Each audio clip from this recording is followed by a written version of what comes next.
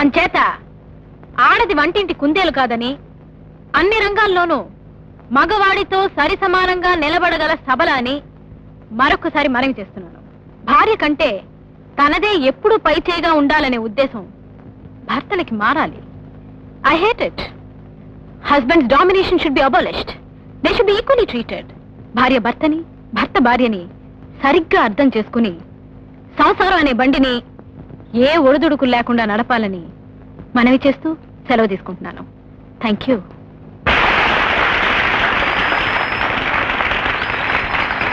కొన్ని సంసారాల్లోని కలతలకు కారకులు భార్య, భర్త అన్న అంశం మీద మాట్లాడే తర్వాత విద్యార్థి శంకర్.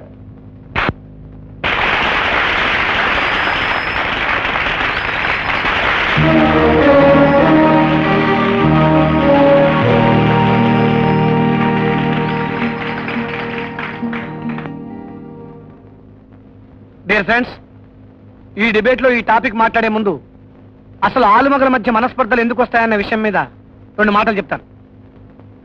కొంతమంది భార్యలు భర్తల్ని సరిగ్గా అర్థం చేసుకోకుండానే తమపై అధికారం చెలాయిస్తున్నారని ఏవేవో అనవసరంగా ఊహించుకుంటూ కాపురంలో కలతలు రేకెత్తించి తమ సంసారాలని నాశనం చేసుకుంటున్నారు. తమ భర్తలు భార్యలకు ఎన్ని అధికారాలు ఇచ్చినా, స్వేచ్ఛగా వ్యవహరించే స్వాతంత్రం ఇచ్చినా తమకింకా స్వేచ్ఛా స్వాతంత్రాలు లేవంటాం ఈ రోజుల్లో కొంతమంది భార్యలకు ఫ్యాషన్ అయింది. తమకు మొగుళ్ళు మొగాళ్ళు సరిగ్గా విలువ ఇవ్వటం లేదని గొంతు దించుకోవడం కంటే ఇచ్చిన విలువని, గౌరవాన్ని, అధికారాన్ని సద్వినియోగం చేసుకోవటం ఆడవాళ్ల మొదటి బాధ్యత. పచ్చడి కాపురంలో చిచ్చులు పెట్టుకోకుండా ఒకరినొకరు సరిగ్గా అర్థం చేసుకుని మనస్పర్ధలు లేకుండా సర్దుకుపోవటం 2వ బాధ్యత. ప్రస్తుత కాల పరిస్థితులు బట్టి ప్రతి మధ్యతరగతి కుటుంబం అనేక సమస్యలు ఎదుర్కొంటున్న ఈ రోజుల్లో వాటి పరిష్కార మార్గం ఆలోచించకుండా సంసారంలో కలతలు సృష్టించుకోవటం కేవలం అజ్ఞానం, అమాయకత్వం, అనాగరికత, మూర్ఘత్వం అనిపించుకుంటుంది. కాబట్టి సంసారంలో కలతలంటూ వస్తే ఆ తప్పు ఏ ఒక్కరిది కాదు, భార్యాభర్తలు ఇద్దరిది అని, అలా ప్రవర్తించిన ఆ ఇద్దరిని మన సమాజం శిక్షించగలిగితే మన సంసారాలు తప్పకుండా బాగుపడతాయని మీకు సవినయంగా మనవి చేస్తూ సెలవు తీసుకుంటున్నాను.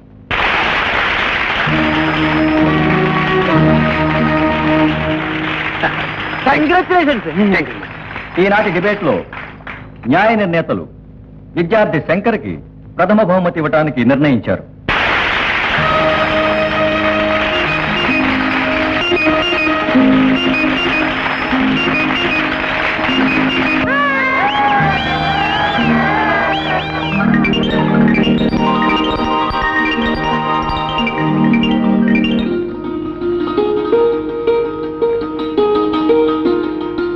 ఏమిటమ్మా ఇచ్చారు? ఏదో మా తృప్తి కోసం అనుకో కాసేపు. పెద్దవారు, జడ్జి గారు నేనే చెప్పిపించాను ఈ కప్పు.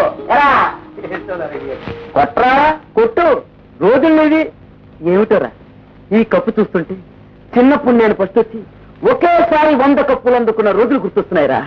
100 కప్పులు ఏమిట్రా? ఏం లేదురా, నా చిన్నతనంలో ఒకసారి జేబులో డబ్బులు చూసుకోకుండా ఒట్లకెళ్ళి బాగా తిన్నాను. తీరా తిన్నాక జేబు చూసుకుని అదిరిపడి ఒకటే రన్నింగ్ రేస్ చేశాను. మా వెనకాలే ఒకరు 100 కూడా పరిగెత్తాడు. ఆ రేస్ లో నేనే ఫస్ట్ వచ్చాను రా. మరి 100 కప్పులు ప్రైజ్ అన్నా? ఆ మొన్నాడు ఆ రోడ్లో వెళ్తుంటే ఆ ఒట్లు 100 గట్టిగా పట్టుకుని ఒట్లుగా తీసుకెళ్లి నన్ను కూర్చోబెట్టి 100 కప్పులు చుట్టూరా తెచ్చారా. ఏమిటా అని చూస్తుంటే లేదు, బకెట్ నీళ్ళు ఇచ్చి కడగమన్నారు. అవునరా. అవును, మీ ప్రైజ్ ఎందులో చెప్పారా? డిబేట్ లోనమ్మా. మారుతున్న కాలంలో స్త్రీ పురుషుల స్థానాలు ఏమిటి అని ఏం చెప్పావు నువ్వు? ఇద్దరు సమానులే. ఆ మాటే నేను ఒప్పుకోను. I don't agree to that point. మగవాళ్ళ మాటలు నీటి మూటలే. పెళ్ళేంత వరకు సమానం సమానం అంటారు. పెళ్ళి అయితే చాలు కారు కింద చెప్పులాగా నొక్కి పెడతారు. నువ్వు లక్ష్య చెప్పక్క. ఆడదానికి ఎందరి నుంచో రక్షణ కల్పిస్తున్నాడు కదా మగవాడు. కాస్త ఆ మాత్రం ఎక్కువనుకుంటే ఆడదానికి వచ్చే నష్టం ఏమిట? కాస్త అనుకుంటే పర్వాలేదు. ఇదిగో ఈ అమ్మమ్మ మాటలే వద్దనేది. చాదస్తం అనేది నీ నరాల్లోకి పాకిపోయింది. చాదస్తమో సాంప్రదాయమో నాకు నీ ధోరణి నచ్చదు. ఆ శంకర్ ఎంతో అందంగా పాయింట్లు మాట్లాడా. నువ్వు గొంతు తెంచుకున్నావు, కానీ ప్రయోజనం లేకపోయింది. తెలియకుండా మాట్లాడుకో. అక్కడున్న జడ్జి ఎవరు? మగాడేగా, అందుకే మగాడికి ప్రైజ్ వచ్చింది. అదే ఆడ జడ్జి అయితే నాకే వచ్చి ఉండేది. ఏమైనా సరే నేను ఒప్పుకోనక్క. నీ వాదం సరైంది కాదు. మై డియర్ గర్ల్, నీకు నచ్చినా నచ్చకపోయినా నాకు పోయేదేం లేదు. But I'm 10% correct. ఆడదాందే పై చేగా ఉండాలనేది కాదు, ఆడది కూడా సమానంగా ఉండాలి. ఆడదంటే అణిగి మణిగి ఉండాల్సిందే. సరే, అది నీ పద్ధతి. ఇదిగో చూడు, నువ్వు చిన్నదానివి. Don't argue with me. You shut up. అంటే యూ షట్ అప్. అబ్బా రామయ్య తండ్రి, ఒక్క క్షణం పడి చావదేమమ్మా మీకు. మళ్ళీ మొదలు పెట్టేశారు. ఒకే గర్భానికి పుట్టి కూడా గర్భశత్రువుల్లా ఎలా మారిపోయారో నాకు అర్థం కావడం లేదు. డాడీ, మీరే చెప్పండి, ఆడదానికి స్వతంత్రం ఉండాలా లేదా? అది మగవాడికి మించిన స్వతంత్రం అయితే ఆడదానికి అనర్థం కదా డాడీ. కరెక్టే. నన్ను పాయింట్ చెప్పమంటారా? మీ అమ్మ మాత్రం నా మీద సంపూర్ణమైన స్వతంత్రాన్ని చెలాయించిందమ్మా. నోరు ఎత్తనిచ్చేది కాదు. కేవలం యుద్ధ ఖైదీలా పడి ఉండేవాడిని. నువ్వు మీ అమ్మ కూతురు, నువ్వు నా కూతురు. ఇక దెబ్బలాడుకోకండి, నాకు వీక్నెస్ వచ్చేస్తుంది ప్లీజ్.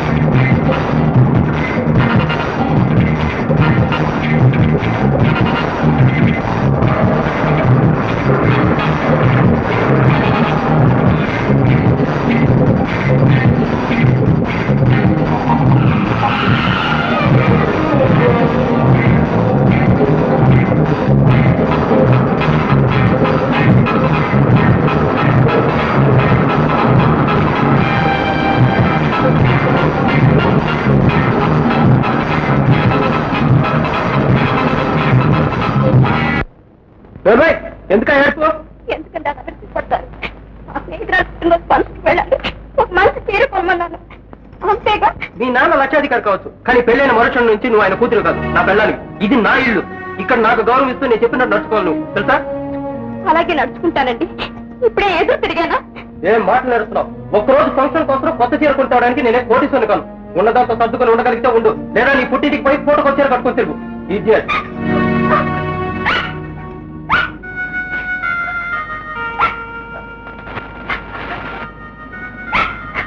హలో లక్ష్మి. గీత, మరే నేను ఫంక్షన్కి రావట్లేదే, నువ్వు వెళ్ళు. ఆయన పెందలాడే ఇంటికి వస్తానన్నారు. పనుందట. ఎందుకే ఇలా అబద్ధాలు ఆడతావు? మొగుడు కొట్టిన దెబ్బని బయట చెప్పుకోకుండా తనకే ఎక్కడో తగిలిందని చెప్పుకునే దశలో ఆడది ఉండేంత వరకు మన జాతి బాగుపడదు. నేనంతా విన్నానుగా. ఒక మంచి చీర కొని పెట్టండి అడిగిన దానిక మీ ఆయన ఇంత రాతాంతం చేస్తున్నాడు. ఇలా బాధపడ్డానికి, కూర్చుని ఏడవడానిక కన్నవాడిని వదిలి కట్టుకున్న వాడి మీదకి చేరింది. బాగుంది, చాలా బాగుంది. ఇంతకీ మన ఫంక్షన్ సంగతి అంతా ఇన్నావు కదే, ఈ పాస్ చీర కట్టుకుని ఎలా రాను? No no no no. మన సాయంత్రం ముందుగా కొట్టుకెళ్తున్నాం, కొత్త చీర కొంటున్నాం, ఫంక్షన్ అటెండ్ చేస్తాం. ఓకే? ఓకే.